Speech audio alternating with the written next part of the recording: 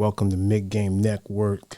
We're going to be reviewing, or at least discussing, the GOAT, Nas King Disease 3, out now if you want to stream it. 17 tracks, actually 16 tracks with one bonus track. Um, all solo, no features, which is risky for a 17 track album.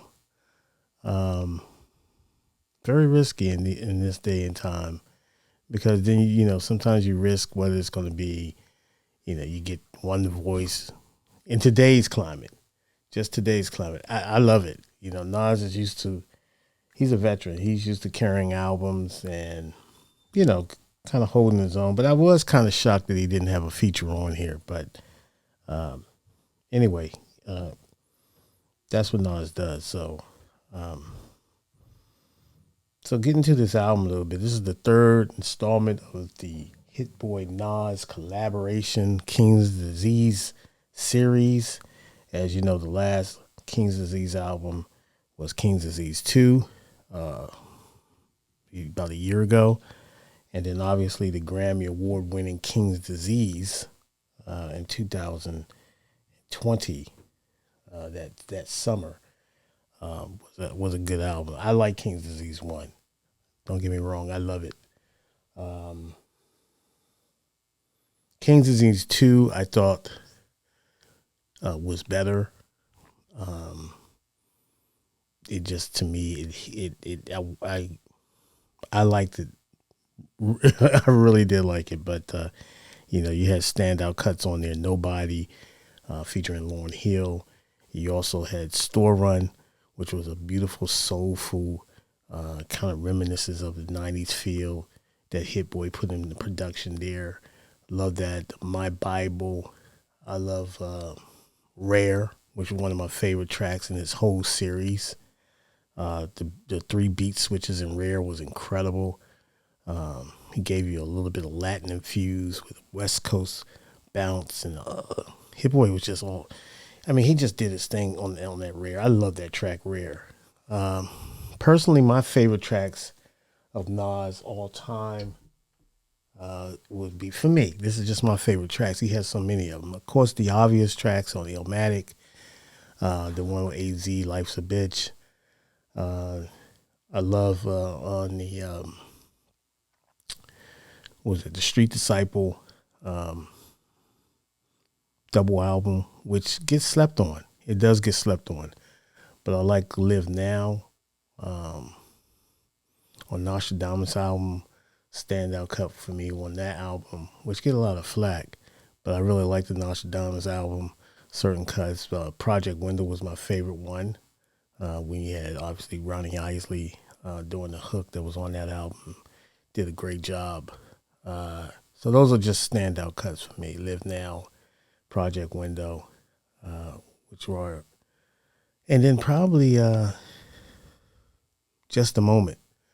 One of my favorite Nas tracks, featuring Quan. I think it was a Quan record, and Nas kind of took over the record, but it was that collab that I loved that. And shout out to Quan. He did this thing on that album.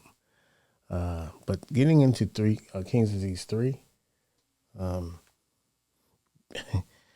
when I first saw this album with the bars on the artwork, I kind of said to myself, I said, oh man, that's a statement in itself, because that means he's going to have a lot of bar work on this. And he didn't disappoint. The album opens up with Ghetto Reporter, with a nice, beautiful production on that. He had the Richard Pryor sample, voice coming in, classic Richard Pryor. For me, the track was a good intro to this series. I don't think it was better than the intro in King's Disease 1, but it was really Nas coming out, man, and just kind of, if you go back to the Thomas Hearns and Marvin Hagler fight, I'm just kind of using it as a tone setter. Hagler, the first round, there wasn't no touch gloves. First round, Hagler kind of doing his thing. Hearns come out there, kind of walking around, and then Hagler come out of nowhere with this overhand right. So Nas was coming out there with haymakers on the first track of Getter Reporters, which I love. It was a nice track. I had to give this the whip test because in the earphones it doesn't give it justice, and I had some just run of the mill headphones on, and just didn't give it justice that night. That that around 12 o'clock midnight when I first started this album, but when I got in the whip, I was like, whoa, you missed so much. I mean, you just got to give it the whip test because you missed a lot of things. The second installment on the album was Light. I thought that was interesting. That was an interesting track as well, where he talks about just basically, trials and tribulations. He's going into his introspective bag, and just talking about how he's been in the game. He's giving you a lot of advice, dropping a lot of knowledge. That was a great follow up to Getter Reporters. And then it get interesting when he gets down to track 3, which is Done. And as everyone knows by now, maybe some don't. That's kind of like a unique kind of saying in QB's Queensbridge projects in that area for Queens rappers, particularly in Queensbridge projects, where they had the Done language. And, of course, Mobb Deep, Prodigy kind of made that terminology really famous. So I did like that. What else we had there? But there was some reference in that. He just giving you, how he came up in the projects, going through these, different things that you had to go through as a youth, and just escaping the pitfalls of, getting locked up, or just surviving the violence and mayhem that, as you know, that can be in these neighborhoods. And growing up as a kid, there's a lot of different negative influence that you can get into. But overall arcing theme, I think, was just him, surviving. It's about survival, being smart, telling you to the up and coming rappers, kind of be smart in your decision making. If you're going to be in the game, if you want to turn your life around, dedicate yourself to your craft, and just stay out, kind of navigate these streets, man. You got to kind of leave, once you transition and you want to go legit, you got to kind of leave the other stuff behind. And as you can see what's going on out here with a lot of these rappers, getting murdered. And shout out to Takeoff, rest in peace to him. But you had a lot of rappers, man, PNB Rock, just a lot of rappers just getting murdered, man. And it's kind of, reflects back to Loopy's Drill Music in Zion, where he said that, rappers are dying too much. That's it. That's the verse, which was really telling. And so that's what he's kind of giving you there in Light. In Done. Now, Michael and Quincy, that is an interesting track because that gives you a little bit of a nostalgia feel. Nas go in, he talks about the parallels between him and Hit Boy, as far as this 4-album successful run that they've, really historic if you ask me. I mean, Magic was a great album that a lot of people kind of slept on. It has a cult type of following, if you want to say. I mean, it came out of nowhere. It was dropped on Christmas Eve of last year, and really got some critical acclaim. And a lot of people just kind of I didn't see that in the hip hop circles as far as the major hip hop publications. They kind of do that with Nas for whatever reason. I don't know what it is, but there seems to be a lot of Nas fans will seem to be to say that's a little bias, is that they don't give Nas his just due when he put out quality projects, but when he put out a project that might be a dud, then everybody is on there talking about how, oh, he's lost it, this, that, and the other. So that's just my personal feel on that. I just think there's a lot of bias in the mainstream media when it comes to Nas, and it's been like that his whole career. So he kind of, like I said, the references between, like Quincy Jones and Michael Jackson. Nas mentioned how Quincy was a beast on the as a trumpeter, and Hit Boy being a beast as far as on his drum kits. And I thought that was pretty cool. And, kind of giving you a nostalgic look at, that duo of producers and artists being locked in, having that chemistry, having that cohesiveness in that music. And it basically gives you a great finish. So I thought that was pretty cool. Now, for me, when I first listened to this album, like I said, I didn't get the headphones I had wasn't really. I don't know what it is. Maybe because it was late, and I was just trying to get it in, get the album in, trying to get, grasp it and digest it. But it never do you justice until you actually get out in public. Like I said, the whip test. I had to go into the city.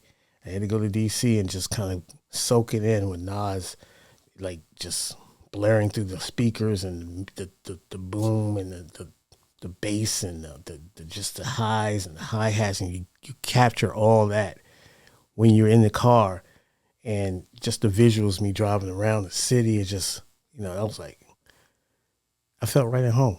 So long story short, if you want to listen to this album, to me, I suggest you go out in the environment, as far as kind of soaking it all in, so to speak. That's track 4, Michael and Quincy. Track 530 is basically a kind of like a salute. I think Nas was just basically telling you, he's got 30 years in the game. And yes, there's been trials and tribulations. Yes, you do go through a lot, but you still have to persevere.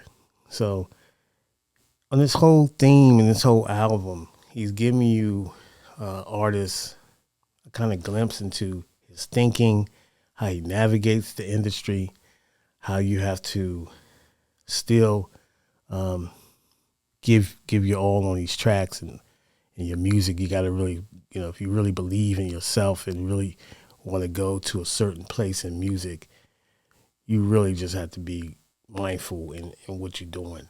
So 30 was great. Track 5. Hood to Hood was one of my favorite tracks on this album. Hood to Hood thumps. I mean, it beautiful. Kind of like the beats on this, man, is incredible. Hit Boy did his thing. He did his thing on this. Hood to Hood is another example of how it all came together. Nas' lyrics on there are just incredible. The rapping on this, I think this song Hood to Hood is like easily a 4 mic track. The next track you have Recession Proof. Nas going to his bag in regards to he's still giving you bars. Recession Proof I thought was dope. One of the highlight tracks I thought for me on the album. You have after Recession Proof, let me see what you have. You have give me a minute right quick. I don't know what I hit. So after Recession Proof, you had Reminisce, another track that I love. Just beautiful. You got, it's the Mary J. Blige sample, Reminisce, and just goes into that beautiful, soulful, swooning, and just Nas again just floats on this track, just floats. His lyrics, just float through it. The next track after that, I like Serious Interlude. It was actually a nice track. It's really one of the most slept on tracks on this album for me, but it was really, really nice. I'm on Fire is one of my. I think this is my favorite one. This is the one I kept coming back to. He's basically saying, "Look, I'm still hot in this game. I'm still that dude. Basically, I'm still that dude on the microphone. I'm still that dude when it comes to this genre. I'm still bringing lyrics to the table. I'm scorching. That's basically what he's saying. He's scorching out here, and he is, man. I mean, I'm not even going to front. He's scorching right now. Nas is doing this thing. Track 11, WTF, Shaking My Head, SMH. Giving you a bunch of acronyms, as far as we're in a land with social media and a lot of things that you might have, you want to comment on. It's just a lot of different, acronyms that he's using, and he's floating on this album. He's floating on this record as well. It's just, I mean, this guy's 49 years old, man. You talking about, almost 50 years old, and still, not just saying 50 years old. 50 is, if you take care of yourself and you eat the right things and you don't go out here wilding too much. I mean, a lot of people don't make it to 49 or 50. So, as you can see in the news, a lot of with this drill rap and gangsters and gangs and stuff like that, a lot of kids are unfortunately, losing their lives to gun violence and stray bullets. And like I said, you see the thing with Takeoff and stuff like that, just make you just go, man, what are we doing out here? So next track after that, you got Once a Man, Twice a Child. This was interesting. Very interesting. This gave me a little of the Live Now vibes when he's Nas kind of, in retrospect, trying to give you a little bit of his mortality. He's facing, his mortality is, as far as saying that, hey, when I get older, I'm, there's, when I need assistance and, as you get old, you start off, younger and you, as a baby, and he looks at America as his infant that's, that's you have to take care of, you have to clean, and a lot of different things in this album. I mean, this track actually.